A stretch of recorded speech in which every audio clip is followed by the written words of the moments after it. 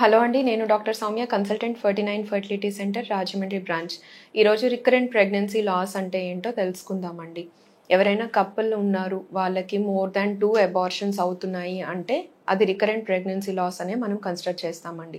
Evaluation ఎప్పుడు చేయించుకుంటారు అంటే, ఒక ప్రెగ్నెన్సీ లాస్ అయింది అంటే, సింగిల్ అబార్షన్ అయింది అంటే అవసరం లేదండి. వాళ్ళది ఇవాల్యుయేషన్ అనేది అవసరం లేదు. అంటే ఫర్దర్‌గా ఏమైనా టెస్టులు చేసుకోవాలా, ఒకసారి ప్రెగ్నెన్సీ లాస్ అయింది అంటే అంత కాన్షియస్ అవ్వాల్సిన అవసరం ఉండదు. బట్ 2 సార్లు అయింది ఇదే విషయం, 2 సార్లు అబార్షన్ అయింది అంటే దేని వలన అయింది అని మాత్రం మనం తెలుసుకోవాలండి. ఇప్పుడు ఏవేవైతే కాజెస్ ఉన్నాయో వాటిని మనం డీటెయిల్డ్‌గా తెలుసుకుందాం. ఫస్ట్ ఏమో ఎనటామికల్ కాజెస్ అండి. ఎనటామికల్ కాజెస్ అంటే గర్భసంచిలో ఏమైనా ప్రాబ్లమ్స్ ఉన్నప్పుడు ప్రెగ్నెన్సీ లాస్ అనేది అవ్వచ్చు.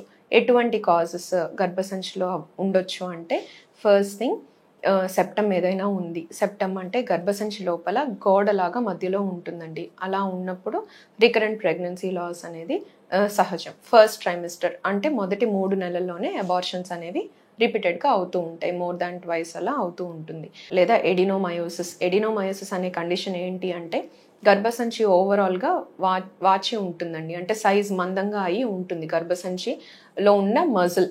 దానివల్ల ఏమవుతుంది, మనకి ఎండోమయోమెట్రియల్ జంక్షన్ అని ఉంటుంది. ఆ జంక్షన్ని సపోర్ట్ చేయలేకపోతుంది అనమాట ప్రెగ్నెన్సీని. అందుకు వీళ్ళలో కూడాను ప్రెగ్నెన్సీ లాస్ అవ్వచ్చు. ఈ కండిషన్స్లో యూజువల్గా ఫస్ట్ ట్రైమిస్టర్ మొదటి 3 నెలల్లో ప్రెగ్నెన్సీ లాస్ అనేది ఉంటుంది. గర్భసంచి ద్వారం ఇన్కాంపిటెన్స్, సర్వైకల్ ఇన్కాంపిటెన్స్ అని అంటాం. సర్వైకల్ ఇన్కాంపిటెన్స్లో ఏంటి అంటే, ఫస్ట్ ట్రైమిస్టర్లో బాగానే గ్రోత్ అది ఉంటుంది. బట్ లేటర్ ఆన్ 3 నెలల తర్వాత అబార్షన్ అనేది జరుగుతుంది. 3 నెలల తర్వాత బేబీ పెరిగినప్పుడు గర్భసంచి ద్వారం అనేది బేబీని పట్టుకోలేదు ఫర్దర్గా. మల్టిపుల్ కాజెస్ అవ్వచ్చు. ఇన్కాంపిటెన్స్కి షార్ట్ సర్విక్స్ అంటే న్యాచురల్గా ఉండే లెంగ్త్ మినిమం ఒక 3 సెంటీమీటర్స్ వరకు అలా ఉండాలి. 2.5 to 3 సెంటీమీటర్స్ కన్నా ఎక్కువ ఉండాలి. నార్మల్గా అయితే 4 అన్నది నార్మల్. 2.5 కన్నా తక్కువ అలా ఉంది అంటే బేబీని, గ్రో అవుతున్న బేబీని పట్టుకోలేదు గర్భసంచి. వీళ్ళల్లో కూడాను సెకండ్ ట్రైమిస్టర్ అబార్షన్స్ అనేవి మోర్ కామన్. ఇప్పుడు ఎనటామికల్ కాజెస్ అయిపోయాయండి. నెక్స్ట్ వచ్చేసరికి జెనెటిక్ కాజెస్. ఏమైనా జెనెటిక్ రీజన్స్ ఉన్నట్లయితే కనుక దగ్గర సంబంధాలు, మేనరికం సంబంధాలు చేసుకునేటప్పుడు ఏవైతే సైలెంట్ జీన్స్ ఉన్నాయో అవన్నీ ఎక్స్ప్రెస్ అవ్వడానికి ఛాన్సెస్ ఎక్కువ ఉంటాయి. At the same time aneuploidies, age of the female partner పెరిగే కొద్దీ ఎన్యూప్లాయిడీ రిస్క్ అనేది కూడా పెరుగుతుంది. At the same time trisomies అన్నవి మోర్ కామన్. ఇటువంటి జెనెటిక్ అబ్నార్మాలిటీస్ ఉన్నప్పుడు కూడాను రికరెంట్గా ప్రెగ్నెన్సీ లాస్ అనేది జరగొచ్చండి. ఒకవేళ ఏమైనా అటువంటి కండిషన్ అబార్షన్ అయినప్పుడు మీరు డాక్టర్ని సంప్రదించినట్లయితే ఏదైతే అబార్టస్ ఉందో ఆ టిష్యూని కూడా పంపించి మీరు టెస్టింగ్ అన్నది చేసుకోవచ్చు. క్యారియోటైపింగ్ అని అంటాము, అది చూసుకోవచ్చు అనమాట. క్యారియోటైపింగ్లో ఏంటి అంటే, క్రోమోసోమ్స్ ఎలా ఉన్నాయి నంబర్ తెలుస్తుంది, ఏమైనా మేజర్ ట్రాన్స్లొకేషన్స్ ఉన్నా కానీ తెలుస్తుందండి. ఇది జెనెటిక్ కాజెస్. నెక్స్ట్ వచ్చేసరికి ఎండోక్రైనలాజికల్ కాజెస్. ఎండోక్రైనలాజికల్ కాజెస్ అంటే ఏమైనా థైరాయిడ్ అబ్నార్మాలిటీ ఉన్నా కానీ, డయాబెటీస్ ఉన్నా కానీ, లేదు అంటే లూటియల్ ఫేజ్ డిఫెక్ట్ అంటాం. అంటే ప్రెగ్నెన్సీ ఏర్పడిన తర్వాత బేబీకి ఫామ్ అయిన ఎంబ్రియోకి ప్రొజెస్ట్రాన్ సప్లిమెంటేషన్ ఏదైతే బాడీ చేస్తుందో అది సరిపోదండి. వీళ్ళు లూటియల్ ఫేజ్ డిఫెక్ట్ అనే కేటగిరీలో ఫాలో అవుతారనమాట. వీళ్ళకి యాడిక్వేట్గా ప్రొజెస్ట్రాన్ అనేది సపోర్ట్ చేయాలి లూటియల్ ఫేజ్లో.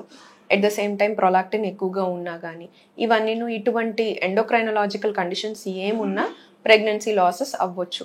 థైరాయిడ్ ఎంత ఉండాలి నార్మల్గా ప్రెగ్నెన్సీ కోసం ట్రై చేసే వాళ్ళంటే లెస్ దాన్ 2.5 TSH అనేది ఉందా లేదా అని మీరు చెక్ చేసుకోండి, సరిపోతుంది. ఆఫ్టర్ దాట్ నెక్స్ట్ కాజెస్ ఏమైతే ఉన్నాయి అంటే థ్రాంబోఫీలియాస్ అండి. థ్రాంబోఫీలియా అనేది వెస్టర్న్ కంట్రీస్లో మోస్ట్ కామన్, బట్ మనకి కూడాను this is one of the cause for recurrent pregnancy loss.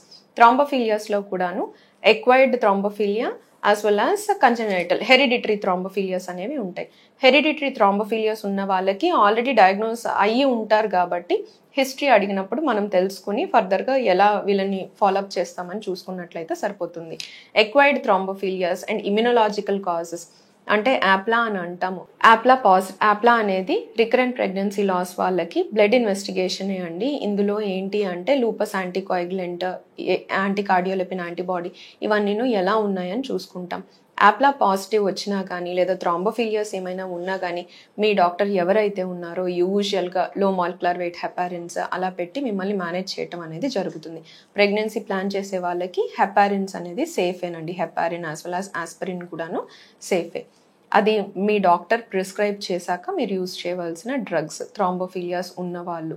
At the same time ఇంకా కాజెస్ ఏమై ఉండొచ్చు అంటే మేల్ పార్ట్నర్లో డిఎఫ్ఐ అనేది బాగా ఎలివేటెడ్గా ఉన్నవాళ్ళు.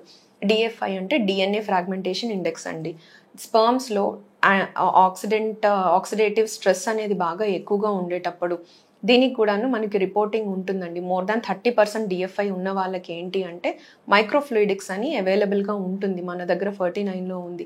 దాని ద్వారా కనుక స్పర్మ్ని సెలెక్ట్ చేసి ఐయుఐ కానీ ఐవీఎఫ్ కానీ చేసుకున్నట్లయితే కనుక ఈ డిఎఫ్ఐ వలన రికరెంట్ ప్రెగ్నెన్సీ లాస్ వస్తున్న వాళ్ళకి నెక్స్ట్ ప్రెగ్నెన్సీ ప్లాన్ చేసినప్పుడు సక్సెస్ రావడం అనేది ఈజీగా ఉంటుందండి.